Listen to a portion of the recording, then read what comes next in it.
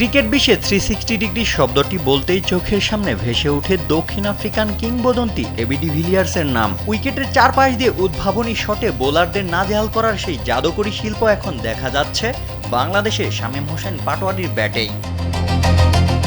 নিউজিল্যান্ডের বিপক্ষে প্রথম টি-20তে মাত্র 13 বলে 3টি 4 আর 2টি চোখ ধাঁধানো ছক্কায় যেভাবে তিনি ম্যাচ জিতিয়ে মাঠ ছেড়েছেন, তাতে ক্রিকেট পাড়ায় জোরালো আলোচনা। বাংলাদেশ কি তবে তাদের নিজস্ব ডিভিলিয়ার্স খুঁজে পেয়েছে? বিশেষ করে উইকেটের পেছনে মারা সেই নোলক ছক্কাটি যেন ছিল সাহসের এক অনন্য প্রদর্শনী। তবে শামীমের এই পথ চলা মোটেও সহজ নয়।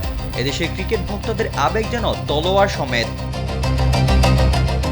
শামীম যখন শ্রীলঙ্কার বিপক্ষে জয়ের ম্যাচে 27 বলে 48 কিংবা আফগানিস্তানের বিপক্ষে 22 বলে 33 রানের ক্যামিও খেলেন, তখন প্রশংসায় ভাসিয়ে তাকে সেরা ফিনিশার বানানো হয়। কিন্তু মুদ্রার উল্টো পিঠ দেখতেও সময় লাগে না। পরপর কয়েক ম্যাচে রান না পেলেই একদল কট্টর সমালোচকদের বিষদগারে উৎকীর্ণ হতে হয় শামীমকে। কখনো শারীরিক গঠন নিয়ে অশালীন মন্তব্য, আবার কখনো ওভারহাইপ তকমা দিয়ে তাকে মাঠের বাইরে ঠেলে দেওয়ার চেষ্টা চলে।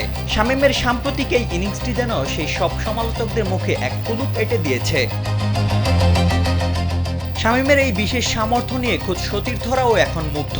তাওহিদ হৃদয় অকপটে স্বীকার করেছেন শামীমের স্পেশালিটির কথা। সতীর্থ তাওহিদ হৃদয় শামীমের এমন ব্যাটিংয়ে মুগ্ধ। তিনি বলেন, আমি শামীমের ব্যাটিং এনজয় করি, কারণ এমন শট আমাদের অন্য ব্যাটাররা কমই খেলতে পারেন। নাম্বার 6-এ এমন ব্যাটারই প্রয়োজন, কারণ শামীম সব দিক দিয়েই বাউন্ডারি মারতে পারেন। শামীম ব্যাটিংয়ে থাকলে প্রতিপক্ষ বোলাররা চাপে থাকে। শামীম যে ছক্কাটা মেরেছেন, এমন শট আমরা মারতে পারি না। একজন প্রপার ফিনিশারে খুঁজে থাকা বাংলাদেশ দলের জন্য শামীম পাটোয়ারি এক বড় আশার নাম। মাঠের চারদিকে হাত খুলে বড় শট খেলার এমন সহজাত দক্ষতা বাংলাদেশে খুব কম ব্যাটারেরই আছে। আর ডেডিকেশন লেভেল দুর্দান্ত। ম্যাচে ফল পক্ষে আসুক কিংবা বিপক্ষে, দলকে জেতাতে শামীমের এই ড্রাইভগুলো অনন্য। শামীম পাটোয়ারির প্রয়োজন পর্যাপ্ত সুযোগ ও নিয়মিত আত্মবিশ্বাসের যোগান। তবেই তো বাংলাদেশ নয়, বিশ্ব ক্রিকেটের রেকর্ডধারী এক ফিনিশার হয়ে উঠবেন শামীম পাটোয়ারি। রোশন মনির, কালবেলা।